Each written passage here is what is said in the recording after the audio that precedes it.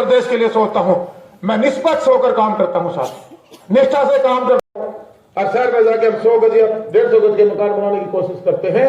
ये योजनाएं जिस दिन हम धरातल पर गांव में ले जाएंगे तो भाई शहर वाले गांव में आगे बसेंगे या गारंटी में आज अपने देखे जा सकते। क्योंकि जो योजनाएं आज हमारी गठबंधन की सरकार में हमने लागू, हमारी गांव की सरकारी संपत्ति, आपके गांव की गलियों की बात हो, चाहे स्कूल की हो, वाटर वर्क्स की बात हो, खेल स्टेडियम की हो और सरकारी संपत्ति की हो, अगर तमाम बातें आपने रखी। देखिएगा जो पूरा ये हरियाणा प्रदेश में जिला स्तरीय प्रोग्राम सरकार के द्वारा रखे गए, बहुत सी ऐसी पहल जिसको मैं कहूँगा, जैसे हमारे जो चुने प्रतिनिधि थे, चाहे पंचायतें थी, चाहे हमारे ब्लॉक समिति सदस्य थे, जिला परिषद सदस्य थे, गांव लेवल पर हमने शपथ दिलाने का जो पहल सरकार की तरफ से हुई और एक जो चुने प्रतिनिधि थे उनको अपनी जिम्मेदारी का उसका एहसास हुआ। और जब शपथ आदमी लेता है किसी पद पर जाकर, तो उस जनता ने जिस विश्वास के साथ उसको चुना है उस पर वो ईमानदारी से काम करे। आज जो हमारी सरकार की योजनाएं और परियोजनाएं हैं उनकी चर्चा करने के लिए मैं हमारे चुने प्रतिनिधियों को सामने, और पुरानी परंपराएं थी, जब भी कोई परंपराएं बदलती हैं, जो एक करप्शन के चार्जेस हमारे पंचायत डिपार्टमेंट पर पुराने समय से लगते रहे और बड़े नेताओं के द्वारा ये कहा गया कि 1 रुपया ऊपर से भेजा जाता है, 25 पैसा डेवलपमेंट के लिए धरातल पर नहीं पहुँच पाता, उसको खत्म करने के लिए सरकार ने जो बड़ा फैसला जीरो टॉलरेंस पे काम करने के लिए ई टेंडरिंग के माध्यम से अब कोई भी डेवलपमेंट का काम ई टेंडरिंग के माध्यम से सरकार करवाने जा रही है। आज बहुत से हमारे साथी थे जिनको हमारी बात और सरकार की क्या चाहिए बदलाव था, इसमें उन्हें सहमति जताई। कुछ मैं ये महसूस कर रहा हूँ क्योंकि हमारी 50% जो सरकार कानून लेकर आए थे प्रतिनिधि जो बहनों को देना का शुरू किया है, बहनें 10% ही बैठी थी। जो ये अभी पिछले कोने पर आप लोग देख रहे थे खड़ा होकर आवाज लगा रहे थे, ये मुझे लगता नहीं था कि ये प्रतिनिधि ने जिसने शपथ ली होगी वो इस प्रकार का व्यवहार नहीं कर सकता। अगर उसके कुछ ग्रीवेंसेज हैं या माइक लगा हुआ था, समाज प्रोग्राम था, अपनी सुझाव यहाँ कर दे सकता था। वो लोग थे जो एक खुला करप्शन का एक पूरा जिसको कहते हैं पुराने जमाने से परंपरा चली आई थी, वो उसी को कह रहे हैं कि इसको इम्प्लीमेंट रहने दो, इसमें बदलाव ना करो। उनका कहना है सर 20 लाख पहले मिलती थी मतलब सरपंचों को कि उतना काम करवा सकते हैं, अब 2 लाख तक की बात आ गई है, उसमें क्या? देखिए मैं बताऊँ, ये इनको ये कहीं गुमराह है। अगर गांव के अंदर एक कम्युनिटी सेंटर 5 करोड़ रुपए का बन रहा है, वो 5 करोड़ का भी सरपंच का अधिकार है। सरपंच 2 लाख या 20 लाख तक बाउंडेड नहीं है। उस गांव के अंदर अगर सरकार 5 करोड़ रुपए खर्चती है, 10 करोड़ खर्चती है, 2 करोड़ खर्चती है, जो भी जितने भी करोड़ रुपए खर्च होंगे वो सरपंच और पंचायत के माध्यम से ही खर्च होंगे।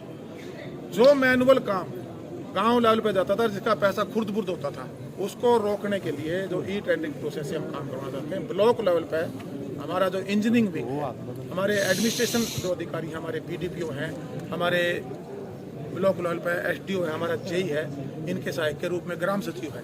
हमने कमेटी बनाकर सरपंच को उसका प्रधान बनाकर, एसडीओ जेई उसका एस्टिमेट बना के उसको पास करवाने का काम, ताकि चेक पॉइंट रहे।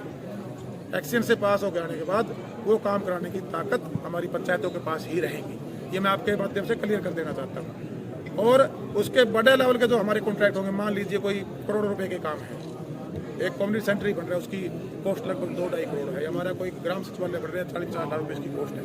आज कोई भी काम 1-2 लाख में नहीं होता, वो तो एक इमरजेंसी के लिए कोई इसको इमरजेंसी में कोई काम करना पड़ जाए तो उसको उसके लिए टेंडर प्रोसेस में ना जाना पड़े। लेकिन जो भी डेवलपमेंट के काम है, चाहे गली नाली की बात हो, चाहे उसके अंदर हमने पार्क बनाना हो, चाहे हमने कम्युनिटी सेंटर बनाना हो, चाहे ग्रे वाटर, ऑलरेडी टेंडर से प्रोसेस से काम शुरू से हो रहे हैं। सिर्फ गलियों के जो काम थे वही पावर है सरपंच सोच रहे हैं। गलियां कितने काम बाकी हैं आज बताइए मुझे।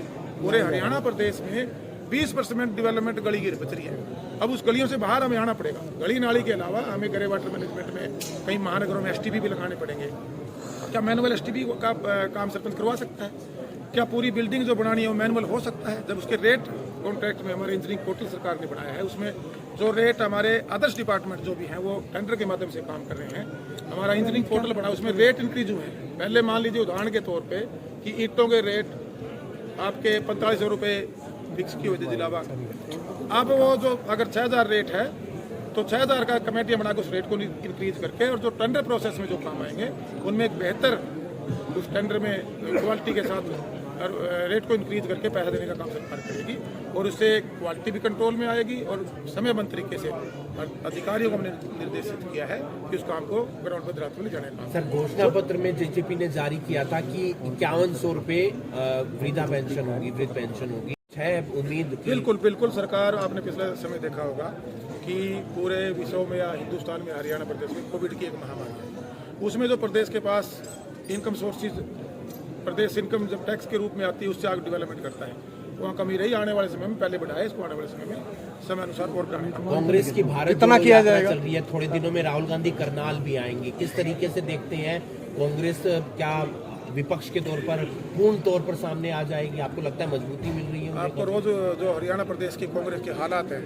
मेरे से बेटर आप लोग जानते हो, तो मुझे इस पर ज़्यादा कुछ कहने की जरूरत नहीं है। हरियाणा प्रदेश की जनता को पता है, ये जोड़ो नहीं, मुझे लगता है तोड़ो यात्रा है।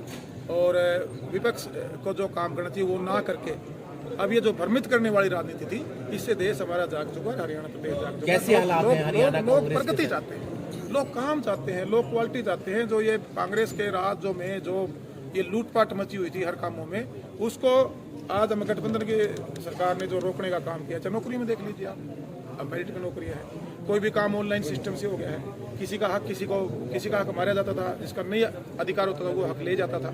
आज ऑनलाइन से आप ये आयुष्मान चिरायु कार्ड को देख लीजिए, आप बीपीएल कार्ड में अब जिसका राइट नहीं है अगर वो ले रहा है, अगर उसका वो कार्ड कटता है तो उसको तकलीफ होती है। वो सरकारी पैसे का दुरुपयोग जिसको मैं कहूँगा, वो सरकार ने बंद करने का काम किया है। उससे कुछ लोगों को उससे चिड़चिड़ाहट हो रही है, उससे कोई ज़्यादा फर्क नहीं पड़ता।